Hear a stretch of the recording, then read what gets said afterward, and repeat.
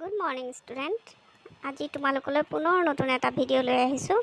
Class 7ৰ 6 মাহিলী পৰীক্ষাৰ সপ্তম শ্ৰেণীৰ প্ৰশ্ন কাকতখনত কিনো আছে চাওঁ আহাচোন।